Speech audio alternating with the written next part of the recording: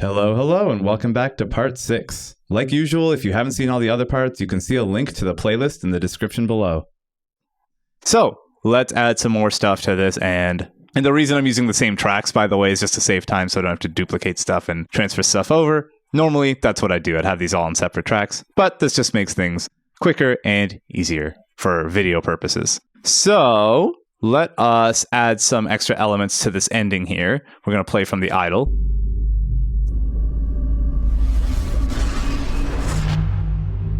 Okay, cool. First thing I'm going to do is I am going to actually add some elements that add a little bit of crackling to this kind of element as it starts closing. Just like that. So what I'm going to do is find some electricity or something. Actually, I'll type in crackle and see if anything comes up. Oh yeah, look at that. We got some stuff for a crackle. Perfect. Awesome. This is exactly what I was looking for. Some staticky sound. Nice. Let's just check around and see if there's anything else that'll fit.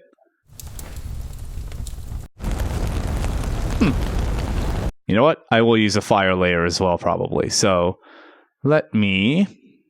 Oh, we got some stuff over here I might come back to. That's all right. Let's make some tracks up here. It's getting kind of messy, but that's okay. Cool. Let's say that this is called like... And I'll throw this in here. It'll probably work. We'll see. Let's solo it. All right, that'll probably work pretty well as like a kind of wet sounding closing, even though it's lava, has a nice little plop to it. Turn it down. Again, timings are super loose right now and definitely not portable professional quality, but that's okay.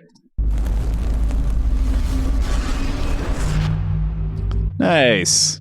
Great, that actually adds quite a lot.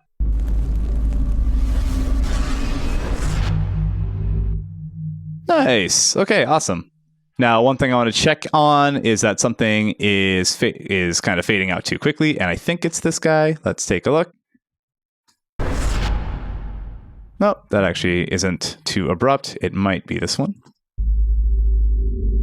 Yes, it is that. Okay, cool. So we'll add a little bit of reverb to this track. Ah, yes, there's absolutely nothing on there. Cool. Let's add reverb to that kind of bassy, ghosty sound. I want this to be kind of long, and it'll help with that initial transition as well. Great.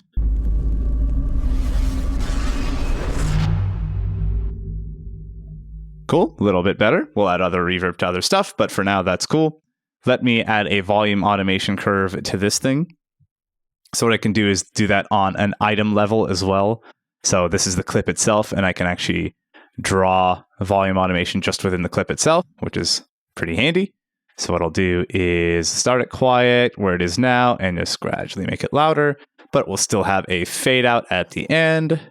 So that'll be really nice.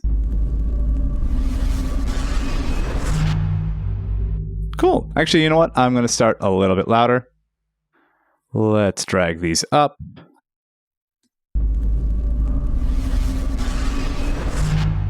And yes, I'm aware that I'm clipping, but that's okay. No worries.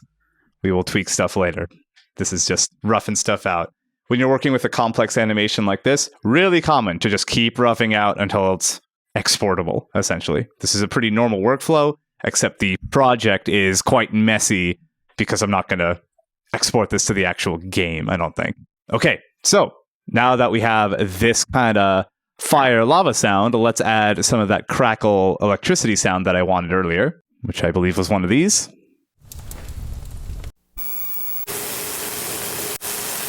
There we go. Let's try that. Throw it in on a new track. Move it up. There might be a better way to do this. Whatever.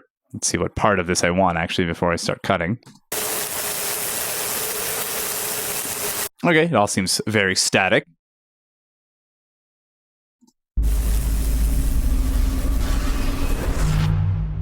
Cool. Let me move it over. It's not sounding perfect just yet, but that's all right.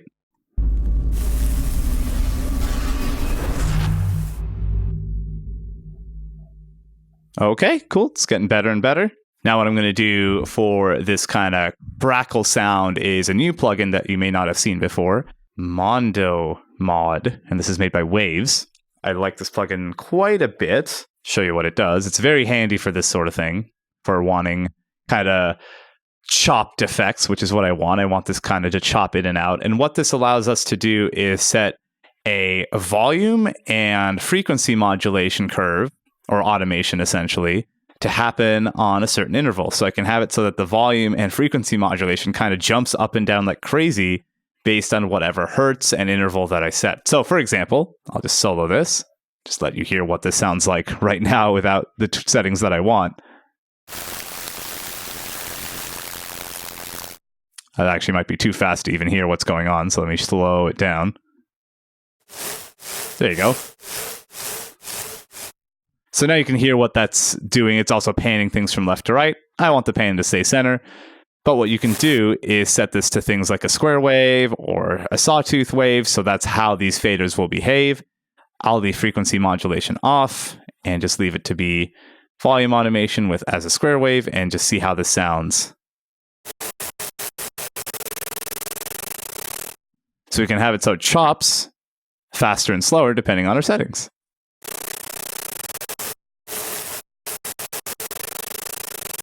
And let me turn the FM modulation back on, see how that sounds.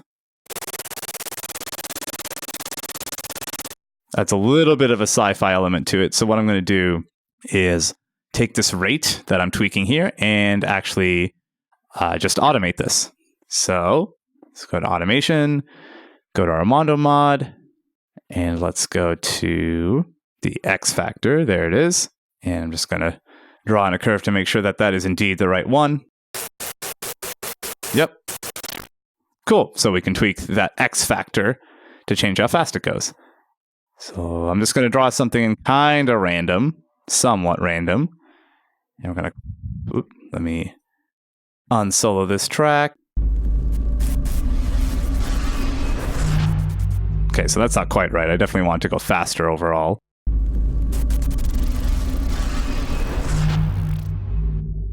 Cool. Let me shorten it. I'm going to turn it down and pitch it down as well. So it's going to be more of a subtle effect. Turn it down. Actually, let me just do clip gain instead. I prefer to use clip gain overall, but I use the faders as well when I know other elements are going to be there later and I want to turn all of it down.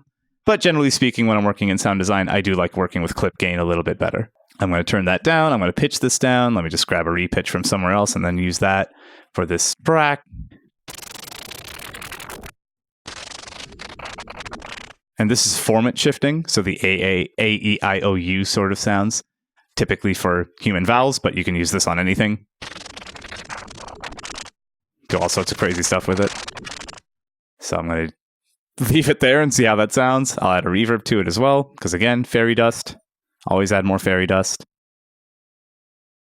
All right, so we got a reverb on there. Neat. That's really cool. Kind of glitchy, kind of weird. We'll make it subtle. Turn it down just a smidge. Using clip gain. And let's see how that sounds. It might sound terrible. Might be too subtle, actually. I can barely hear it at all. Nice. I like that. Let's make it a little earlier. Cool. I'm going to fade that in a little more so it's not so abrupt. Nice. So that adds a lot of extra flavor to that. So I'm pretty happy with how that sounds overall. Thank you, Mondo Mod. Very helpful for this sort of thing. All right, I'm going to listen from the very beginning and hear how things sound, and then we'll go through and polish things up.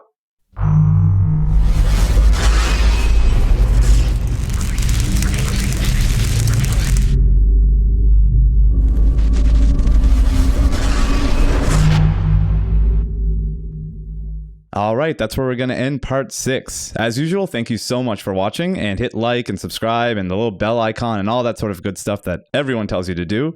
And if you haven't already, sign up for my newsletter where you'll get access to 2 free courses that'll teach you how to get a paying job in the game industry. Thanks so much, and I'll see you next time.